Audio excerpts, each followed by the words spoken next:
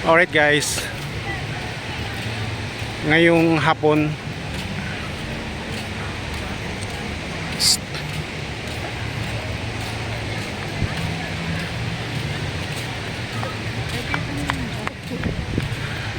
Alright guys, today is July 15, 2026. Here guys sa Boracay Island, Philippines.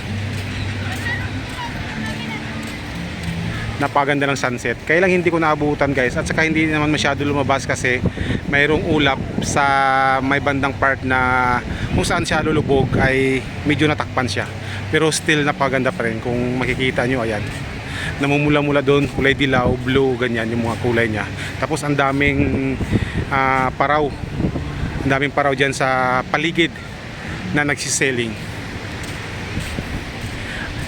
This is beautiful guys in the island, especially sa mga tourist foreigner natin guys na nandito ngayon sa isla na nasisilayan yung ganitong kaganda na sunset dito guys sa isla ng Boracay. So magwo-walk tayo dito guys, papunta tayo doon sa may Dimol kung saan aabutin tayo ng gabi. Actually time check natin ngayon is 6:20 in the afternoon na.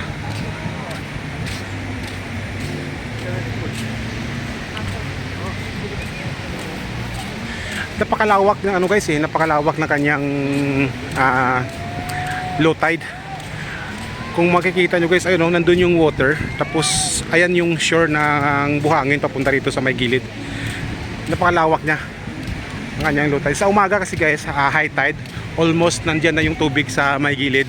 Pero pagdating ng mga ganitong oras, ang layo din naman ng ng low tide niya, kaya parang balance lang yung yung kanyang high tide sa umaga, pagdating sa hapon low tide.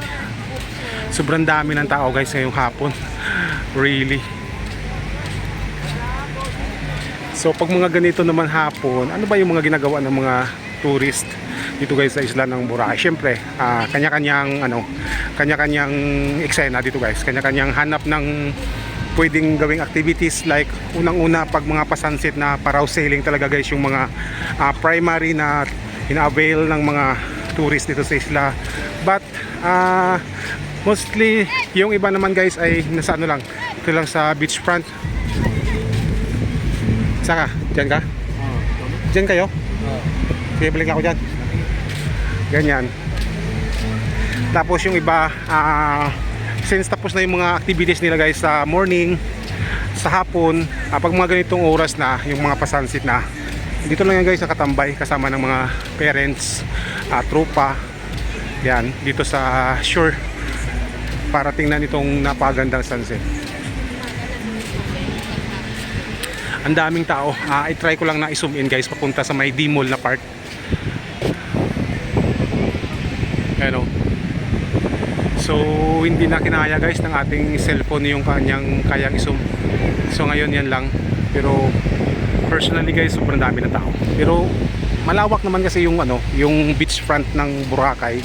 Kaya hindi naman natin masasabi na overcrowded or overrated yung isla ng Boracay. No, hindi po. Kung makikita nyo sa video, sobrang lawak ng ng beachfront ng Boracay. Marami pang space para sa sa mga tourist na gustong tumambay, gustong mag-relax at maligo. Napakalawak pa ng space niya.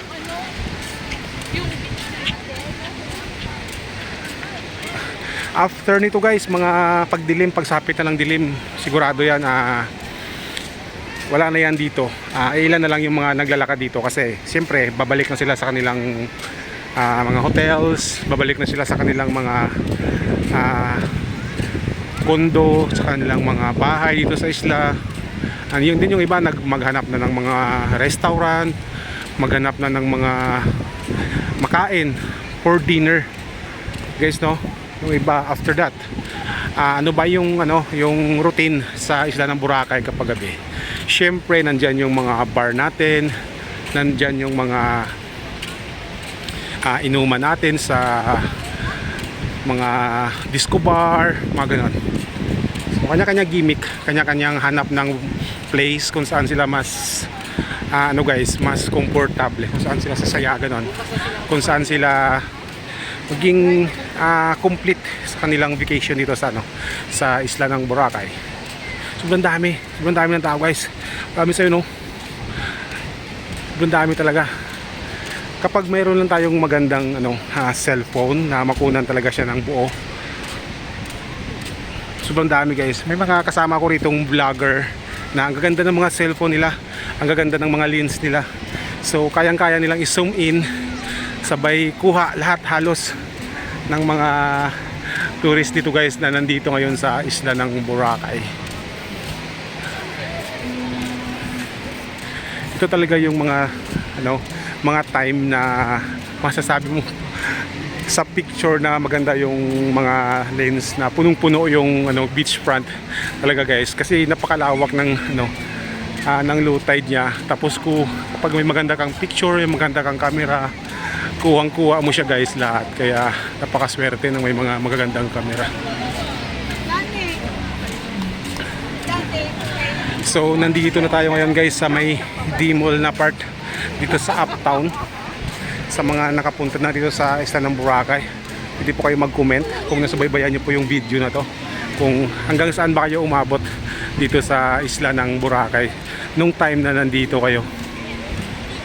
Yan, na ano ba yung ginawa nyo dito, ano ba yung isang bagay na nakapagpasaya sa inyo nung nandito kayo nagbabakasyon guys sa isla ng Boracay. Pwede po kayo mag-comment dyan sa ating video kung nagustuhan nyo po yung mga ganitong video. Yan, this is only for Boracay. Ayun guys, oh. Ayan, oh, yan, oh, yan. Sasabi ko. Daming tao guys, promise. Yan, Carlo.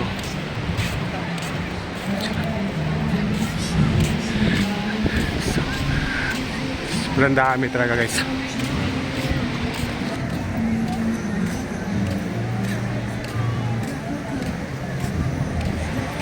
So nandito na tayo ngayon sa Epic, sa harap ng Epic guys. Ayan yung Epic Bar, oh.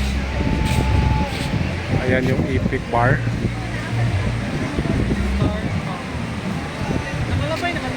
Yan sa may D-Mall.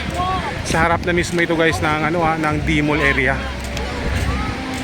Dito na part yung may mas pinakamaraming tao na nakatambay, na nakipag halubilo sa mga turista, sa mga lokal na nandito nag-aalok ng mga pwedeng gawin, picture ganon.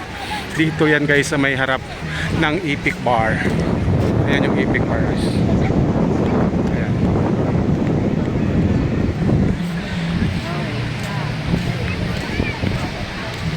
Sobrang dami ng tao guys. So yun lang guys, and hoping na kung mapanood mo yung video na to guys, no, humihingi tayo ng suporta, humihingi tayo ng isang like or isang subscribe dyan, in case na mapanood mo ito at napatapos mo yung video na ito. Sa mga friends natin dyan, sa mga viewers natin dyan na makaka-view nito guys, please help me, maawa na kayo sa akin. Gusto ko rin mag-try at mag-grow as a YouTuber, but you know, sobrang hirap guys, promise, sobrang hirap, especially kung hindi naman maganda yung mga ginagamit mo, tapos nag-uumpisa ka. Sobrang hirap ipakilala yung channel sa social media, especially kung wala ka namang influence talaga sa mga influencer na mga malalaki, at magsimula kang mag-isa. Sobrang hirap guys. So kaya ayan, humingi tayo ng support sa mga viewers natin yan guys sa YouTube. Isang napakalaking bagay na po yan guys para sa para sa ginagawa natin. Napakalaking tulong na po yan sa aking ginagawa dito sa social media.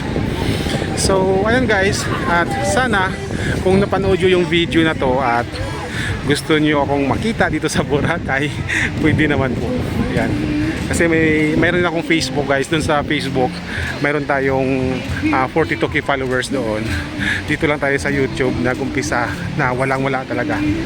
So ayan guys, doon sa Facebook may mga followers din tayo doon na gustong pumunta sa Boracay at gustong makipag-meet up dito sa atin. Kaya ayun, minsan may na-meet up, minsan wala din. Minsan may nagugulat na lang tayo, may nagpapa-picture na. So, ayun lang guys, at good day, maraming salamat at magandang hapon. Hanggang dito lang muna tayo guys. Hindi na tayo abot doon sa may station 1 kasi padilim na nga. So, thank you so much. Bye-bye.